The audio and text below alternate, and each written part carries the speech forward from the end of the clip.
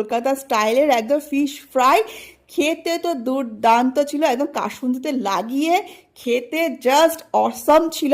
তারপর নিয়েছিলাম আমরা গন্ধরাজ চিকেন ফ্রাই, তো এটাও তো মেয়োনিজে ডুবিয়ে খেতে তো একদম মন প্রাণ ভরে যাচ্ছিল। দারুণ ছিল টেস্ট, টেস্ট নিয়ে তো কোনো কথাই হবে। সোনাইয়ত পাশ থেকে চলে এসেছে খাওয়ার জন্য। এরপর এটা হচ্ছে নতুন একটা আইটেম আমরা ট্রাই করেছিলাম, প্রন টর্পিটো এটার নাম। এটা একটা ফ্রাই আইটেম ছিল, খেতেও ছিল দারুণ, একদম ফ্রেশ ছিল মাছগুলি, ইনস্ট্যান্ট ওরা বানিয়ে দিচ্ছিল, তার জন্য টেস্টটাও কিন্তু দারুণ ছিল।